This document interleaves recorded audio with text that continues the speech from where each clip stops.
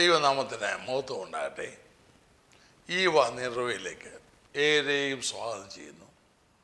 വീണ്ടും ദൈവവചനമായി കർത്തൃസന്നിധിയിൽ നിൽക്കുവാൻ ദൈവം ഒരു അവസരം തന്നതിനായി തിരുനാമത്തെ നന്ദിയോടെ സ്തുതിക്കുന്നു.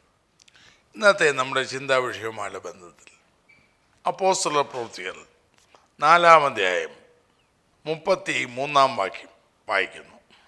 അപ്പോസ്തലന്മാർ മഹാശക്തിയോടെ കർത്താവായ യേശുവിൻ്റെ പുനരുത്ഥാനത്തിന് സാക്ഷ്യം പറഞ്ഞു വന്നു. ഒന്നുകൂടെ വായിക്കുന്നു. അപ്പോസ്തലന്മാർ മഹാശക്തിയോടെ കർത്താവായ യേശുവിൻ്റെ പുനരുത്ഥാനത്തിന് സാക്ഷ്യം പറഞ്ഞു വന്നു. ആദിമ സഭയെക്കുറിച്ചുള്ള 1-ാം നൂറ്റാണ്ടിലെ സഭയെക്കുറിച്ചുള്ള ഒരു സാക്ഷ്യമാണ് ഇവിടെ വായിച്ചത്. യേശു ക്രിസ്തു ജീവിച്ചിരിക്കുന്നു എന്ന് ബുദ്ധിപരമായി തെളിയിക്കുകയല്ല, മഹാശക്തിയോടെ അന്ന് സാക്ഷ്യം പറഞ്ഞു വന്നു. മഹാശക്തി അല്ലെങ്കിൽ ആർക്കും നിഷേധിക്കാൻ പറ്റാത്ത രീതിയിൽ എങ്ങനെയാണ് സാധിച്ചത്? ആ കാലഘട്ടം എങ്ങനെ? ഇന്നത്തെ പോലെ ഒരു പിൻബലവും ഇല്ലാത്ത കാലം. വേദപുസ്തകമില്ല, അല്ലെങ്കിൽ പുതിയ ഉപദേശം തെളിയിക്കാനുള്ള ഒന്നും ഒരേലില്ല, മറ്റ് സാമ്പത്തിക സോഴ്സില്ല, സഹായികളില്ല, വിദ്യാഭ്യാസമില്ല, ഒന്നുമില്ല. തിയോളജിയുടെ പിൻബലമോ വേദശാസ്ത്രത്തിൻ്റെ പിൻബലമോ ഒന്നുമില്ലാത്ത കാലം. അക്കാലത്ത് പരസ്യമായി തൂക്കിക്കൊന്ന അല്ലെങ്കിൽ മരത്തിന്മേൽ തറച്ചു കൊന്ന ഒരു വ്യക്തി മരിച്ചോർത്തേന്നേരം ജീവിക്കുന്നു എന്ന് ആർക്കും തടുക്കാനാവാത്ത രീതിയിൽ ശക്തിയുക്തമായി തെളിയിച്ചുകൊണ്ട് അതിൻ്റെ ശക്തരായ വക്താക്കളായി അവർ നിലനിന്നു. എങ്ങനെയാണ് സാധിച്ചത്? ഇന്ന് നമുക്കെല്ലാ സംവിധാനമുണ്ട്. പണത്തിന് പണം, അറിവിന് അറിവ്, ഡിഗ്രിക്ക് ഡിഗ്രി, ഇതെല്ലാം ഉണ്ട് നമുക്ക്. സമൂഹത്തിൽ നിലയും വിലയും ഒക്കെ. ഇതൊന്നുമില്ലാത്ത മനുഷ്യർ മാത്രമല്ല, അക്കാലത്ത് മത നേതാക്കൾ എതിരെ, ഭരണകൂടം എതിരെ, അവർക്ക് അനുകൂലമായി ലോകത്തിൽ ആരുമില്ല. ആ കാലഘട്ടത്തിൽ കർത്താവായ യേശു ജീവിക്കുന്നു എന്ന ധൈര്യമായി ശക്തിയോടെ ചില സാധാരണക്കാർ പറഞ്ഞു. അപ്പോസ്തലന്മാരാണെന്ന് പുസ്തകത്തിലുണ്ട്, ശരിയാണ്. പക്ഷേ സമൂഹത്തിനറിയണ്ടേ, സമൂഹം അംഗീകരിക്കണ്ടേ അവരുടെ അപ്പോസ്തലനാണെന്ന്. മാത്രമല്ല, വലിയ പ്രായമൊന്നുമില്ല, വയസ്സന്മാരായുമല്ല. മത നേതൃത്വം അംഗീകരിക്കത്തില്ല, സമൂഹം അംഗീകരിക്കത്തില്ല, ഭരണകൂടം അംഗീകരിക്കില്ല. ആ സ്ഥാനത്ത് ധൈര്യത്തോടെ ശക്തിയോടെ അവർ കർത്താവായ യേശു ജീവിച്ചിരിക്കുന്നു, യേശുവിൻ്റെ പുനരുത്ഥാനത്തിന് സാക്ഷ്യം പറഞ്ഞു വന്നു. അവർക്കൊരു ലജ്ജയുമില്ല, അവർക്കൊരു സംശയവുമില്ല, അവർക്ക് ഒരു വിറയലുമില്ല. ഭരണകൂടത്തിന് മുൻപിലും വിസ്തരിക്കുന്ന സ്ഥാനത്തും ധൈര്യത്തോടെ. ഇങ്ങനെ സാധിച്ചു. അല്ലെങ്കിൽ യേശുവിൻ്റെ പുനരുത്ഥാനത്തിന് സാക്ഷ്യം പറയാൻ, ധൈര്യമായി സാക്ഷ്യം പറയാൻ ആർക്കാ സാധിക്കുക? 1-2 ചെറിയ ഉദാഹരണങ്ങൾ പറഞ്ഞ് എൻ്റെ വാക്കുകൾ വേഗം അവസാനിപ്പിക്കും. അതിനുള്ള ചില കാരണങ്ങൾ എന്താണ്? കർത്താവായ യേശുവിൻ്റെ പുനരുത്ഥാനത്തിന് അവർ സാക്ഷ്യം ധൈര്യത്തോടെ, സംശയമില്ലാതെ, എല്ലാവരും എതിർത്താലും അവിടെ ഒരു കഥ എന്നേരത്ത് പ്രചരിച്ചതാണ്. അത് പ്രചരിപ്പിച്ചത് മത നേതാക്കളും ഭരണകൂടവുമാണ്. അവനെ ക്രൂശിൽ തറച്ചു, ഞങ്ങളെല്ലാം കല്ലറ ഉറപ്പാക്കി. പക്ഷേ രാത്രി ഞങ്ങൾ കാവൽക്കാർ ഉറങ്ങുന്ന സമയത്ത് അവൻ്റെ ശിഷ്യന്മാർ തന്നെ മോട്ടിച്ചുകൊണ്ട് പോയി എന്ന കഥ അവിടെ വ്യാപകമായി പ്രചരിച്ചു. അതിൻ്റെ മധ്യത്തിലാണ്, ആ കഥ നാട്ടിൽ നടപ്പായിക്കൊണ്ടിരിക്കുമ്പോഴാണ് ഇവിടെ ധൈര്യമായി സംശയലേശമില്ലാതെ ഓർന്നെന്ന് പറയുന്ന യേശു ജീവിക്കുന്നു, യേശു ഉയർത്തെഴുന്നേറ്റോ. എന്താ കാരണം? ആർക്കത് പറയാൻ കഴിയുക? 4 കാര്യങ്ങൾ പറയുമ്പോൾ അത് മനസ്സിലാകും. അപ്പോസ്തല പ്രവൃത്തി 1-ാം അധ്യായത്തിൻ്റെ 6-ാം വാക്യം വായിക്കുന്നു. ഒരുമിച്ച് കൂടിയിരുന്നപ്പോൾ അവർ അവനോട്, കർത്താവേ, നീ ഇസ്രായേലിന് ഈ കാലത്തിലോ രാജ്യം യഥാസ്ഥാനത്താക്കി കൊടുക്കുന്നത് എന്ന് ചോദിച്ചു. ഇനി 9-ാം വാക്യം. ഇത് പറഞ്ഞ ശേഷം അവൻ അവർ കാണെ അവൻ ആരോഹണം ചെയ്തു. അതായത് ഉയർത്തെഴുന്നേറ്റ യേശുവിനെ അവരുടെ കണ്ണുകൊണ്ട് അവർ കണ്ടതാണ്. യോഹന്നാന്റെ സുവിശേഷം 20-ാം അധ്യായത്തിൽ നമുക്കത് കാണാം. 21-ാം അധ്യായത്തിലും നമുക്ക് കാണാം. മരിച്ച യേശുവിനെയല്ല, ഉയർത്തെഴുന്നേറ്റ യേശുവിനെ അവരുടെ കണ്ണുകൾ നഗ്ന നേത്രം കൊണ്ട് അവർ കണ്ടതാണ്. ഞങ്ങൾ കണ്ടും കേട്ടും ഇരിക്കുന്നത് ഞങ്ങൾക്ക് പറയാതിരിക്കാൻ പറ്റില്ല എന്ന് അത് അവർ ധൈര്യമായിട്ട് പറഞ്ഞത്. ഞങ്ങളുടെ കണ്ണ് കണ്ടു. അപ്പോ സ്വന്തം കണ്ണുകൊണ്ട് അവർ കണ്ടു. അവർക്ക് സംശയമില്ല. ലോകത്തിൽ എല്ലാവരും കണ്ടില്ല, പക്ഷേ അവർ കണ്ടു. അവൻ്റെ പുനരുദ്ധാനത്തിന് സാക്ഷ്യം പറയാൻ കഴിയണമെങ്കിൽ മഹാശക്തിയോടെ ധൈര്യത്തോടെ സാക്ഷ്യം പറയാൻ കഴിയണമെങ്കിൽ ഒന്നാമത് അവനെ കാണണം. ആരെ? മരിക്കുന്നതിന് മുമ്പുള്ള യേശുവിനെയല്ല, മരിച്ച് ഉയർത്തെഴുന്നേറ്റ യേശുവിനെ കാണണം. അതാ അവർക്ക് ധൈര്യത്തോടെ സാക്ഷ്യം പറയാൻ കഴിഞ്ഞു. ഒരു സംശയം അവർക്കില്ലല്ലോ. അവർക്ക് കർത്താവ് ഊഹാഭോഗമല്ല.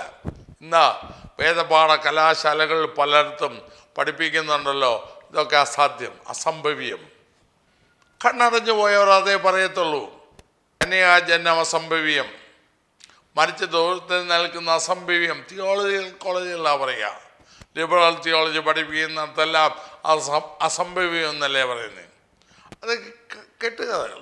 പക്ഷേ പത്രോസും മറ്റപ്പോസ്തലന്മാർക്കും അതൊന്നും കെട്ടുകഥയല്ല. It was reality to them. അവർക്ക് തികഞ്ഞ യാഥാർത്ഥ്യമാണ്. അവരുടെ കണ്ണ് കണ്ടു. പൗലോസിനെ എടുക്കാം.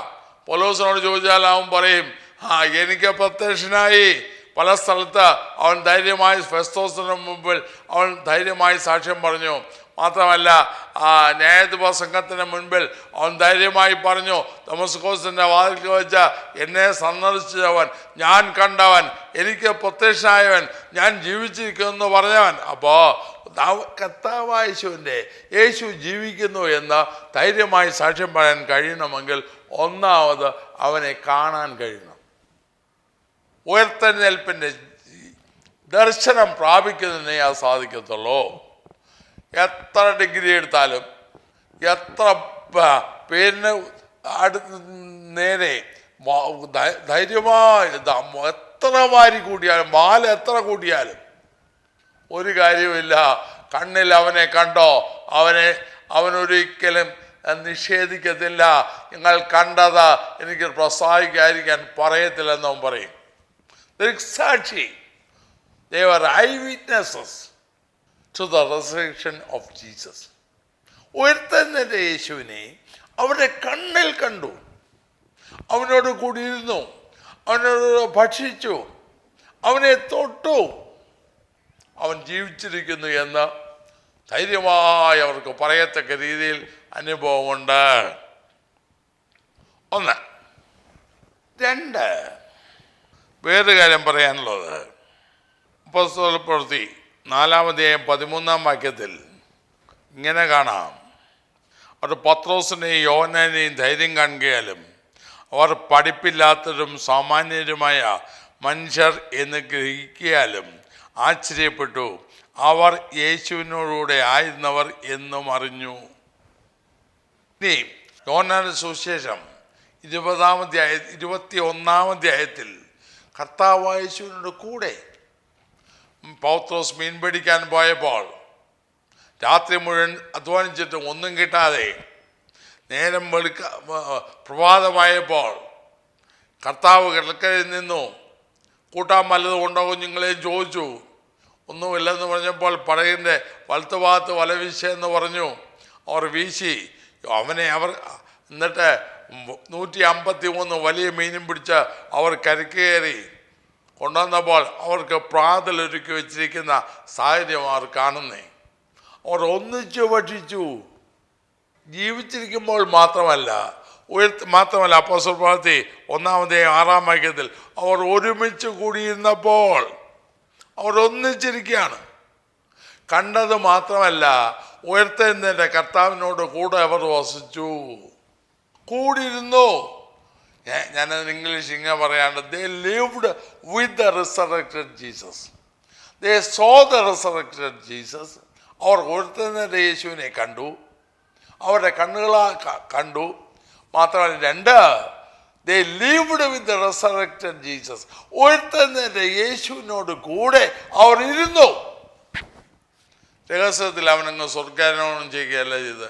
അതുവരെ അവർ ഒന്നിച്ചു കൂടിയിരുന്നപ്പോൾ അവർ കാണുക അവൻ സ്വർഗാരോഹണം ചെയ്തു.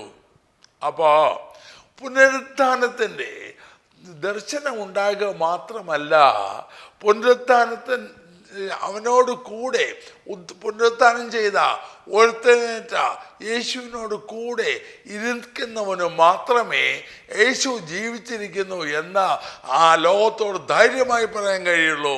അപ്പോൾ മഹാശക്തിയോടെ കർത്താവായ യേശുവിൻ്റെ പുനരുത്ഥാനത്തിന് അവർ സാക്ഷ്യം പറഞ്ഞെങ്കിൽ അതിൻ്റെ എത്ര ഫിലോസഫി മാറ്റേ, മറ്റെന്ത് ഫിലോസഫിയും മാറ്റേ, തികച്ചും അസംഭവ്യമെന്ന് ലോകം പറയട്ടെ.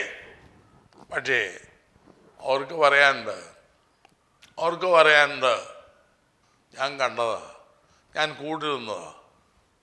സാധു സുന്ദർ സിംഗിൻ്റെ പുസ്തകം വായിച്ചാൽ അദ്ദേഹത്തിൻ്റെ ജീവിതാനുഭവം എഴുതിയിട്ടുണ്ടോ, അവൻ്റെ ജീവിതത്തിൽ അനുഭവിച്ചത്, കണ്ടത്. എത്ര ഫിലോസഫി കൊണ്ട് മറിച്ചാലും അത് മറയത്തില്ല. ഡോക്ടർ മൊറേദർ, അദ്ദേഹം ആദിവാസികളുടെ ഇടയ്ക്ക് പ്രവർത്തിക്കുന്ന ഒരു പ്രസിദ്ധ ശ്രേഷ്ഠ ദൈവദാസനാണല്ലോ. അദ്ദേഹം അനുഭവസാക്ഷ്യം പറയുന്നത് എൻ്റെ ചെവി കൊണ്ട് കേട്ടതാണ്. അദ്ദേഹം പറഞ്ഞത്, ഒരു ബന്ധവുമില്ലാത്ത മെഡിക്കൽ സ്റ്റുഡൻ്റ് ആയിരുന്നപ്പോൾ ഒരു വഴിക്ക് നടന്നു പോകുമ്പോഴാണ് ബാനർ വലിച്ചു കെട്ടി ഒരു യോഗം നടക്കുന്നത്, എല്ലാവർക്കും സ്വാഗതം എന്നും പറഞ്ഞ്. പക്ഷേ ഒന്നും മനസ്സിലായില്ല. അപ്പം സൗജന്യമായിട്ട് പ്രവേശനമില്ല, അവിടെ കയറിയിരുന്നു. ഒന്നും പ്രസംഗിച്ചൊന്നും അദ്ദേഹത്തിന് മനസ്സിലായില്ല. പക്ഷേ ഒരു കാര്യം മാത്രം കേട്ട്, these are my people, you join with dum. ഇവർ എൻ്റെ ജനമാണ്, ഇവരോട് കൂടെ കൂടുക എന്നുള്ള ഒരു ശബ്ദം അത് അദ്ദേഹത്തിന് അന്തരാത്മാവിൽ വ്യാപരിച്ചു. ഇന്നും ആ ശബ്ദത്തിന് അദ്ദേഹം സാക്ഷ്യം പറഞ്ഞ് ജീവിക്കുന്നു. നോക്കണം, ഇതുപോലെ 10,000 അവിടെ ആയിട്ട് ലോകത്തിൻ്റെ പല ഭാഗങ്ങളിൽ കർത്താവ് എഴുന്നേൽപ്പിച്ചവർ യേശുവിൻ്റെ പുനരുത്ഥാനത്തിന് സാക്ഷ്യം പറയണോ, ലജ്ജിക്കാതെ മടിക്കാതെ സാക്ഷ്യം പറയണോ. ഉയർത്തെഴുന്നേറ്റവനെ കണ്ടത് മാത്രമല്ല, അവനോട് കൂടെ ഇരുന്നെങ്കിൽ മാത്രമേ സാധിക്കത്തുള്ളൂ. അവനോടുകൂടെ ഇരിക്കാത്തവനൊന്നും നടക്കത്തില്ല. ഇരുന്നവർ മാത്രമല്ല, വേറൊരു കാര്യം കൊണ്ടുണ്ട്. കർത്താവ് അവരോട് പറഞ്ഞായിരുന്നു, യോഹന്നാൻ സുവിശേഷം 14-ാം അധ്യായം 19-ാം വാക്യത്തിൽ, ഞാൻ ജീവിക്കുന്നതുകൊണ്ട് നിങ്ങളും ജീവിക്കും എന്ന് കർത്താവ് പറഞ്ഞു. യോഹന്നാൻ 14:19, ഞാൻ ജീവിക്കുന്നതുകൊണ്ട് നിങ്ങളും ജീവിക്കും. ഞാൻ ഇംഗ്ലീഷിൽ ഇങ്ങനെ പറയും, they lived by the resurrected Jesus. പുനരുത്ഥാനത്തിൻ്റെ ശക്തിയാൽ, പുനരുത്ഥാനം അനുഭവിച്ച അല്ലെങ്കിൽ ഉയർത്തെഴുന്നേറ്റ യേശുവിനാൽ അവർ ജീവിച്ചു. പൗലോസ് പറഞ്ഞെന്താ, എനിക്ക് ജീവിക്കുന്ന ക്രിസ്തു എനിക്ക് ജീവൻ.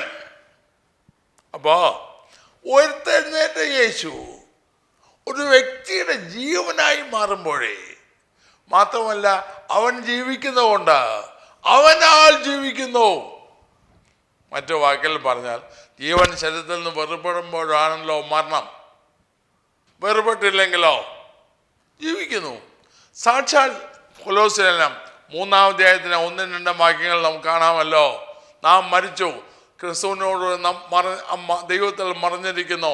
നമ്മുടെ ജീവനായ ക്രിസ്തു വെളിപ്പെടുമ്പോൾ നാമും തേജസ്സിൽ അവനോട് വെളിപ്പെടും. അപ്പോൾ പുനരുത്ഥാനം ചെയ്ത യേശുവിൻ്റെ ശക്തി, ആ ജീവൻ എന്നിൽ വ്യാപരിക്കുന്നിടത്തോളം കാലം എൻ്റെ യേശു ജീവിക്കുന്നു എന്ന എനിക്ക് ധൈര്യമായി പറയുവാൻ കഴിയും. മറ്റു വാക്കിൽ പറഞ്ഞ അനുഭവിച്ചറിയുന്ന യേശു.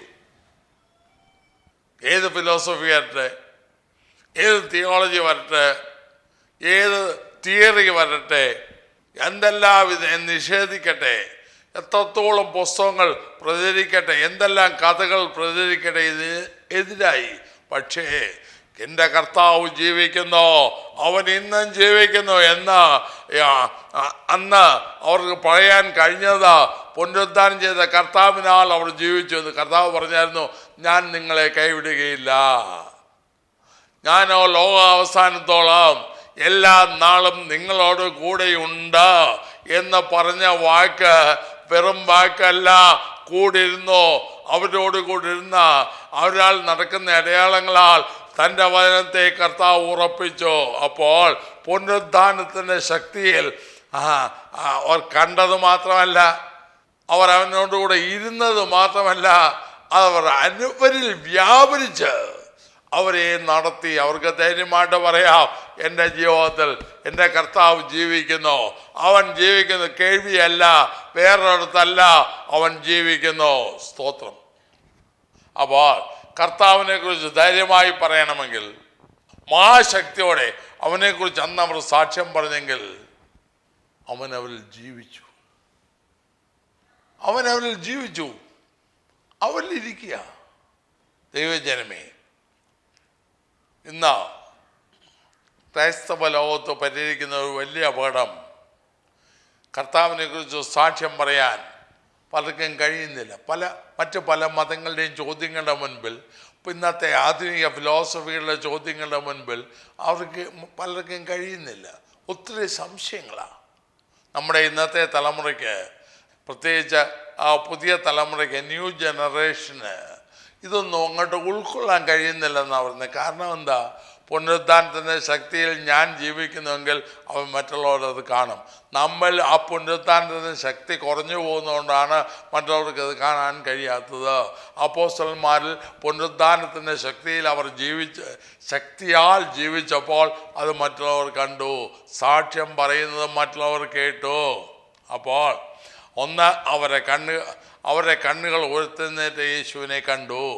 രണ്ട്, അവർ പുനരുദ്ധാനം ചെയ്ത യേശുവിനോടുകൂടെ അവർ ഇരുന്നു, അവനോട് കൂടെ ചെലവഴിച്ചു. മാത്രമല്ല, അപ്പോസ്തലർ പ്രവൃത്തി 4:13 വായിച്ചത്, അവർ യേശുവിനോട് ആയിരുന്നവർ എന്ന് ആ ന്യായാധിപ സംഘം അറിഞ്ഞു. കർത്താവിനോട് കൂടെ, യേശുവിനോട് ജീവിക്കുന്നെന്ന് മറ്റുള്ളവർ അറിയുമ്പോഴേ അല്ലെങ്കിൽ അങ്ങനെയായിരുന്നു എന്ന് വെളിപ്പെടുമ്പോൾ അത് ജീവിതത്തിന് സ്ഥൈര്യമാണ്, സാക്ഷ്യമാണ്, അത് ശ്രേഷ്ഠതയായി വെളിപ്പെടുന്നു. യേശുവിനോട് ഇരിക്കുക, യേശുവോട് ചേർന്നിരിപ്പത് എന്ന് പാടിയിട്ട് കാര്യമില്ലല്ലോ. ജീവിതത്തിൻ്റെ അനുഭവമായി പുനരുത്ഥാനം ചെയ്ത യേശു, എൻ്റെ കർത്താവ് ഇന്നും ജീവിക്കുന്നു. മാത്രമല്ല, ഇപ്പോൾ യേശുവിനാൽ ജീവിക്കുന്നു. അവനെ കണ്ടത് മാത്രമല്ല, അവനോടുകൂടെ ഇരുന്നത് മാത്രമല്ല, അവനാൽ ജീവിക്കുന്ന ജീവിതം. അപ്പോസ്തലന്മാർക്ക് അതാ കഴിഞ്ഞു, മറ്റുള്ളവർക്ക് ആർക്കും നിഷേധിക്കാൻ കഴിഞ്ഞില്ല. മാത്രമല്ല, മറ്റൊരു കാര്യം കൂടെ ആ ബന്ധത്തിൽ ഞാൻ ഓർപ്പിക്കട്ടെ. അപ്പോസ്തലർ പ്രവൃത്തി 4-ാം അധ്യായത്തിൽ തന്നെ 13-ാം വാക്യത്തിൽ, അവർ പത്രോസിൻ്റെയും യോഹന്നാനെയും ധൈര്യം കാണിക്കാലും ഇവർ പഠിപ്പില്ലാത്തവരും സാമാന്യരുമായ മനുഷ്യരെന്ന് ഗ്രഹിക്കാൻ ആശ്ചര്യപ്പെട്ടു. അത് ന്യായാധിപ സംഘത്തിലുണ്ടായിരുന്നത് പുരോഹിത വംശവും പരീശന്മാരുടെ വിഭാഗമാണല്ലോ. പരീശന്മാരും ശാസ്ത്രികളും കാണാം. അപ്പോൾ അവരെല്ലാം സമൂഹത്തിൽ നിലയും വിലയുമുള്ള ആളുകളാണ്. സമ്പന്നന്മാർ, നന്നായി അറിവുള്ളവർ. അവരുടെ മുൻപിൽ 2 ചെറുപ്പക്കാരെ കൊണ്ട് നിർത്തിയിരിക്കുക, പഠിപ്പില്ലാത്തവർ, സാമാന്യർ. പക്ഷേ അവർ ആശ്ചര്യമായി. മാത്രമല്ല, 5-ാം അധ്യായത്തിൻ്റെ 24-ാം വാക്യം, ഈ വാക്ക് കേട്ട് ദൈവാലയത്തിലെ പടനായകനും മഹാപുരോഹിതന്മാരും ഇത് എന്തായിത്തീരുമെന്ന് അവരെക്കുറിച്ച് ചഞ്ചലിച്ചു, ഭ്രമിച്ചുപോയി. മറ്റുള്ളവർക്ക് അവരുടെ സംഭ്രമത്തിന് കാരണമായി. കാരണം അവരുടെ ജീവിതം ഒരത്ഭുതമായിരുന്നു. സമൂഹത്തിന് ഒരു അത്ഭുതമായിരുന്നു. ഇവരെ വിസ്തരിക്കുമ്പോഴൊക്കെ ചോദ്യം ചെയ്യുമ്പോൾ മറ്റുള്ളവർ ഭയപ്പെട്ടു. ഇവരെ ചോദ്യം ചെയ്യുന്നവർ അധികാരി വർഗം ഭയപ്പെട്ടു. കാരണം അവരിൽ വ്യാപരിച്ച ദൈവശക്തി, അവർ ചെയ്ത അത്ഭുതങ്ങൾ. ഇന്ന് അത്ഭുതങ്ങളെക്കുറിച്ച് തട്ടിപ്പ് നടത്തി ബ്രാൻഡ് ചെയ്ത് എന്തെല്ലാം പരിപാടികളാണ് കാണിക്കുന്നത്. ഒരിക്കൽ എനിക്ക് ലജ്ജയുണ്ടത് പറയാൻ. എന്നോട് കൂടെ ട്രെയിനിൽ യാത്ര ചെയ്ത ഒരു സഹയാത്രികൻ വണ്ടിയിൽ വെച്ചാൽ പരിചയപ്പെടുന്നത്. ഞാൻ ആരാണെന്നൊന്നും അദ്ദേഹത്തോട് പറഞ്ഞില്ല. ഫോൺ സംഭാഷണം കേട്ട് മനസ്സിലായി ഞാനൊരു പാസ്റ്ററാണ്. അദ്ദേഹത്തിൻ്റെ കണ്ണിന് കാഴ്ച അല്പം കുറവാണ്, പരിമിതമായ കാഴ്ച. അപ്പോൾ പിന്നീട് സംസാരം കേട്ട് കഴിഞ്ഞപ്പോൾ ഇടപെടാൻ കൊള്ളാവുന്ന അദ്ദേഹത്തിന് തോന്നിക്കാണണം. അതുകൊണ്ട് അവർക്ക് സത്യം പറഞ്ഞ് ഞെട്ടിക്കുന്നൊരു സത്യം. ഒരു TV ഇവാഞ്ചലിസ്റ്റ് ഭാര്യയ്ക്കൊട്ടും ഈ മനുഷ്യൻ്റെ ഭാര്യയ്ക്കൊട്ടും കണ്ണ് കാണത്തില്ല. അവരെ ആരോ പറഞ്ഞ് ഇദ്ദേഹത്തെ കണ്ടു, ഇദ്ദേഹമായിട്ട് ബന്ധപ്പെട്ടു, ടെലിഫോണിൽ വിളിച്ചു. നിനക്ക് തീർച്ചയായിട്ടും കാഴ്ച കിട്ടും, നിങ്ങളുടെ ഒരു പ്രോഗ്രാം സ്പോൺസർ ചെയ്യണം. എന്തിനു പറയുന്നു? ഈ പാവങ്ങൾ 1 ലക്ഷം രൂപ കൊടുത്തു. ആ പരിപാടി സ്പോൺസർ ചെയ്തു. അപ്പോൾ എല്ലാം കഴിഞ്ഞപ്പോൾ ദ്രവ്യദാസൻ പറഞ്ഞു, നിങ്ങൾക്ക് ഇപ്പോൾ കാഴ്ചയ്ക്ക് കുറച്ച് ഒരവധിയുണ്ട്, കുറച്ച് സമയം കൂടെ കഴിഞ്ഞേ കാഴ്ച കിട്ടത്തുള്ളൂ. ഇന്നും കിട്ടിയിട്ടില്ല. അതിനോട് ആ സൗകര്യം ആകെ അപ്സെറ്റായി. അത് കേട്ട് എനിക്ക് വളരെ ദുഃഖം തോന്നി. ഇതുപോലെ ജനത്തെ കളിപ്പിക്കുന്ന തട്ടിപ്പുകാർ, എന്നാൽ മരണം പോലും സംഭവിക്കാമെന്നുള്ള രംഗത്ത് അവർ നൂർന്നു എന്ന് പറയുന്ന അവരുടെ ധൈര്യം മറ്റുള്ളവർക്ക് ആശ്ചര്യമായി. അവരുടെ ജീവിതം ലോകത്തിന് അത്ഭുതമായി. വിദ്യാഭ്യാസമില്ല, സോഷ്യൽ സ്റ്റാൻഡിങ് ഇല്ല, പണമില്ല, ലോകത്തിലൊന്നുമില്ല. പക്ഷേ പൊറ്റന്ത ശക്തിയാൽ അവർ നിറയപ്പെട്ടു. പുനരുത്ഥാനത്തിൻ്റെ ശക്തിയാൽ അവർ നിറയപ്പെട്ടു. അവരുടെ ജീവിതം മാതൃകയായിരുന്നു, അത്ഭുതമായിരുന്നു. അവർ തീർച്ചയായിട്ടും അവരുടെ ജീവിതം കൊണ്ട് സാക്ഷ്യം പറയും. എനിക്ക് ഓർമ്മ വരുന്നു, എൻ്റെ വ്യക്തിപരമായ ജീവിതം, ഞാൻ ഈ നിലയിൽ കർത്താവിനെ സേവിക്കാൻ പ്രേരകമായൊരു സംഭവം. അന്ന് എനിക്ക് വലുതായിട്ട് അറിയില്ല. 1961 സെപ്റ്റംബർ മാസം 2-ാം തീയതി ഞങ്ങൾക്ക് ഒരു പരിചയവുമില്ലാത്തൊരു ദൈവദാസനെ എൻ്റെ വീട്ടിൽ കൊണ്ടുവന്നു. അന്ന് എൻ്റെ വീടെന്ന് പറയാനൊക്കെ ഇല്ല. അങ്ങനെ ഒരു സ്ഥലത്താണ് ഞങ്ങൾ താമസിക്കുന്നത്. അപ്പനും അമ്മയും ഞാനും മാത്രം. എൻ്റെ അപ്പൻ ക്ഷയരോഗിയായി മരണത്തെ മുന്നിൽ കണ്ട നാളുകൾ തന്നെ എനിക്ക് ഉറക്കമില്ല. ആ ദൈവദാസൻ ഞങ്ങൾ വീട്ടിൽ വന്നപ്പോൾ അദ്ദേഹത്തിന് ഇരിക്കാൻ ഇട്ട് കൊടുക്കാൻ ഒരു കസേര പോലും എൻ്റെ വീട്ടിലില്ല. അപ്പനോട് ചില കാര്യങ്ങൾ പറഞ്ഞു. നിങ്ങൾ മാർത്തോമാ വിശ്വാസികളായിരുന്നെങ്കിലും എൻ്റെ അപ്പൻ തികഞ്ഞ ഇന്നത്തെ സഹാവല്ല, ആദ്യകാല സഹാവായിരുന്നു. പ്രാർത്ഥിക്കുകയില്ല, പള്ളിയിൽ പോകത്തില്ല, ദൈവവചനം വായിക്കുന്ന പോലും ഇഷ്ടമല്ല. ദൈവദാസൻ സുവിശേഷം പറഞ്ഞു. എൻ്റെ അപ്പൻ അനുസരിക്കാവുന്ന തീരുമാനമെടുത്തു. അവിടെ നിന്നുകൊണ്ട് ഇരിക്കാൻ ഇട്ട് കൊടുക്കാൻ സൗകര്യമില്ല. അവിടെ നിന്നുകൊണ്ട് അദ്ദേഹം എൻ്റെ അപ്പന് വേണ്ടി പ്രാർത്ഥിച്ചു. 4 വർഷമായി കിടന്നുറങ്ങാതിരുന്ന മനുഷ്യൻ അന്ന് രാത്രി തികച്ചും ഒരു കുഞ്ഞിൻ്റെ അമ്മയുടെ മടിയിൽ ഇരുന്ന് സുഖമായി ഉറങ്ങുന്ന പോലെ അന്ന് രാത്രി ഉറങ്ങി. രാവിലെ എഴുന്നേറ്റ് അമ്മയൊരു ബൈബിൾ ഒളിച്ചു വെച്ച് വായിക്കുമായിരുന്നു. അത് തപ്പിയെടുത്ത് പ്രാഥമിക ആവശ്യത്തിന് പുറത്തിറങ്ങാനും പോലും ആരോഗ്യമില്ലാത്ത മനുഷ്യൻ 1/2 കിലോമീറ്റർ ദൂരം നടന്ന് ഒരു പ്രാർത്ഥനാ യോഗത്തിൽ പങ്കെടുത്തു. ഞങ്ങൾക്ക് അത്ഭുതമായി, അന്ന് ഞങ്ങളുടെ നാട്ടുകാർക്ക് അത്ഭുതമായി. അരിഷ്ടത കൊണ്ടൊന്നും യോഗത്തിൽ സമാധാനം. ആ ദൈവദാസന് ഒരു പ്രസിദ്ധിയും ആഗ്രഹിച്ചില്ല. അദ്ദേഹത്തിന് 1 പൈസ കൊടുക്കാൻ ഞങ്ങൾക്കില്ലായിരുന്നു. എന്നാൽ കർത്താവിൻ്റെ സ്നേഹം, ആ ദൈവശക്തി അദ്ദേഹത്തെ ഉപയോഗിച്ചു. മനസാന്തരം മാത്രമല്ല, രോഗസൗഖ്യം തന്നു.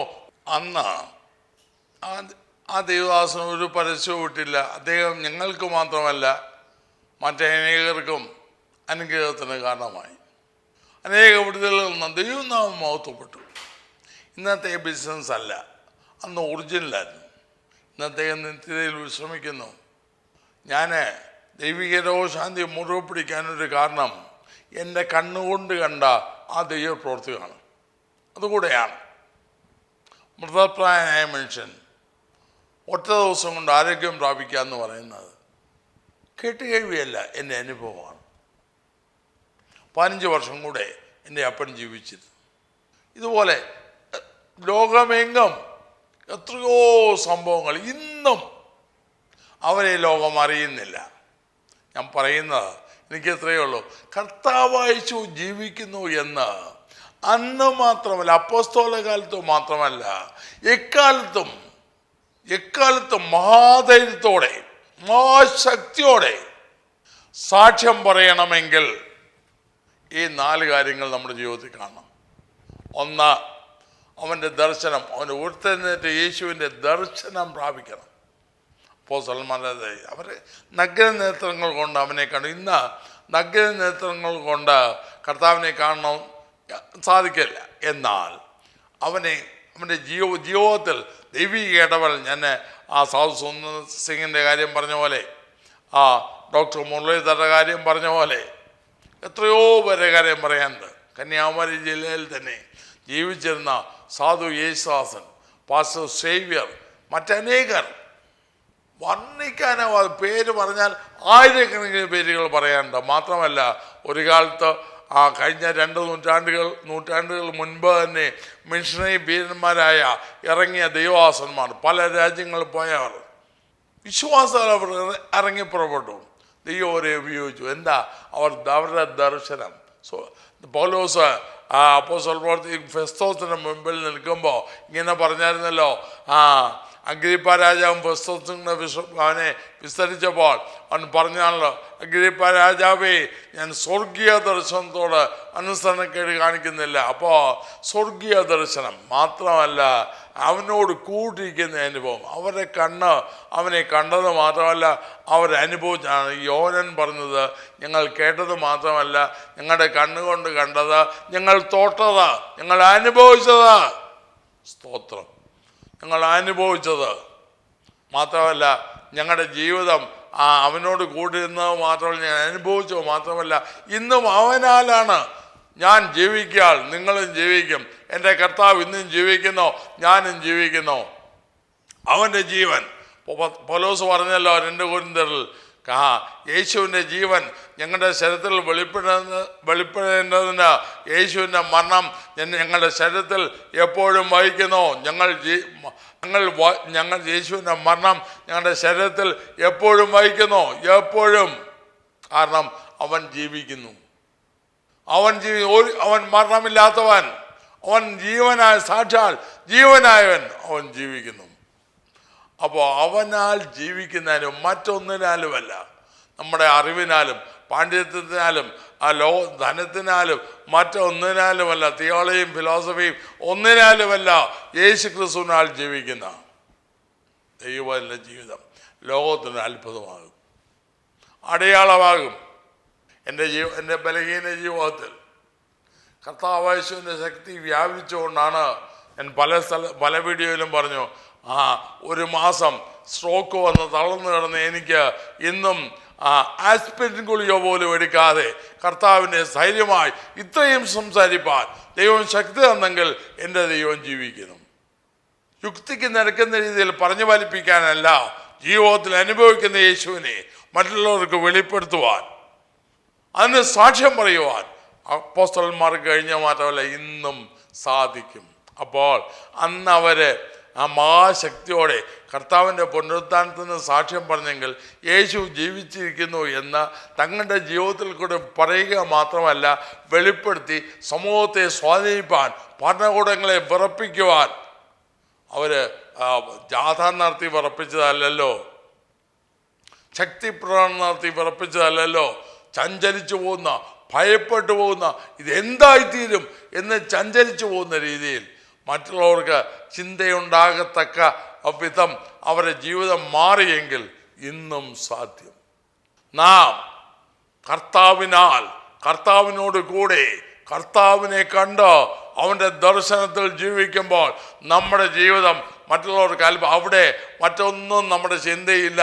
കർത്താവ് മാത്രം. അവൻ മഹത്വപ്പെടണം, അവൻ ഉയർത്തപ്പെടണം, അവൻ്റെ നാമം മഹത്വപ്പെടണം. ഞാനല്ല. ഞാൻ പറഞ്ഞ പോലെ ഞാനോ കുറയണം, അവനോ വളരണം, അവൻ്റെ നാമം ഉയർത്തപ്പെടണം എന്ന ചിന്ത മാത്രം. എനിക്കൊരു സാമ്രാജ്യം ഉണ്ടാക്കണമെന്നല്ല, എനിക്ക് അവനെ ഉപയോഗിച്ച കുറേ കാശുണ്ടാക്കണമെന്നല്ല, എനിക്കൊരു പേരുണ്ടാക്കണമെന്നല്ല, എൻ്റെ കർത്താവിന് നാമം മഹത്വപ്പെടണം എന്ന ചിന്ത മാത്രം. യേശു അല്ലാതെ അവനെ പൗലോസ് പറഞ്ഞ പോലെ, ഞാൻ ആദ്യം പറഞ്ഞല്ലോ, എനിക്ക് ജീവിക്കുന്ന ക്രിസ്തു, മരിക്കുന്ന ലാഭം. ഈ ക്രിസ്തുവാണ് എൻ്റെ ജീവൻ, വേറൊന്നുമില്ല, വേറൊന്നും എനിക്ക് ചിന്തയില്ല, വേറൊന്നും എനിക്ക് ലക്ഷ്യമല്ല. എങ്കിൽ ഇന്നും ഇക്കാലത്തും നമ്മുടെ ദൈവനാമം മഹത്വപ്പെടും. ലോകത്തിന് മുൻപിൽ ധൈര്യത്തോടെ കർത്താവിനെ സാക്ഷിപ്പാൻ നമുക്ക് സാധിക്കും. ദൈവനാമം മഹത്വപ്പെടും, ദൈവരാജ്യം വ്യാപിക്കും. കർത്താവിന് നമ്മെ സഹായിക്കട്ടെ. പ്രാർത്ഥിക്കാം. കർത്താവേ, സ്നേഹവനായ സ്വർഗീയ പിതാവേ, നല്ല സമയത്തിനായി സ്തോത്രം. നാഥ, അപ്പോസ്തലന്മാർ, വിദ്യാഭ്യാസമില്ലാത്ത, സമൂഹത്തിൽ അംഗീകാരമില്ലാത്ത, കർത്താവെ ധനവാന്മാരല്ലാത്ത, ഒരു ബാക്കിങ്ങും ഇല്ലാത്ത ചില വ്യക്തികൾ കർത്താവായ യേശു ജീവിച്ചിരിക്കുന്നു എന്ന മഹാശക്തിയോടെ സാക്ഷ്യം പറഞ്ഞതിനെക്കുറിച്ച് ഞങ്ങൾ ചിന്തിച്ചല്ലോ. അതിനെന്താണ് കാരണമെന്നും ഇക്കാലത്തും അത് ധൈര്യമായി പ്രാഗൽഭ്യത്തോടെ സാക്ഷ്യം പറയുവാൻ എന്താണ് സഹായിക്കുന്നതെന്നും ചിന്തിപ്പാൻ ഞങ്ങൾക്കിടയായല്ലോ. ഞങ്ങളുടെ യഥാർത്ഥ സ്വർഗീയ ദർശനം പ്രാപിച്ച് കർത്താവെ അങ്ങോട്ടുകൂടി ഇരുന്ന് അങ്ങാൽ ജീവിച്ച് ഒരത്ഭുതമായി ഞങ്ങളുടെ ജീവിതം മാറി അങ്ങയ്ക്ക് മഹത്വമായി തീരുവാൻ അവിടുന്ന് സഹായിക്കണമേ. ഞങ്ങളെ അതിനായി ഒരുക്കണമേ. നാഥാങ്ങയുടെ നാമം ഞങ്ങൾ മഹത്വപ്പെടുവാൻ അവിടുന്ന് ഇടയാക്കണമേ. യേശു ക്രിസ്തുവിന്റെ നാമത്തിൽ പിതാവേ, ആമേൻ. ഈ വീഡിയോ നിങ്ങൾക്ക് അനുഗ്രഹമായെങ്കിൽ ഇത് മറ്റുള്ളവർക്കും ഷെയർ ചെയ്ത് കൊടുക്കുക. നിങ്ങൾക്കായി പ്രാർത്ഥിക്കുക. ദൈവമായ കർത്താവ് നിങ്ങളെ അനുഗ്രഹിക്കുമാറാകട്ടെ.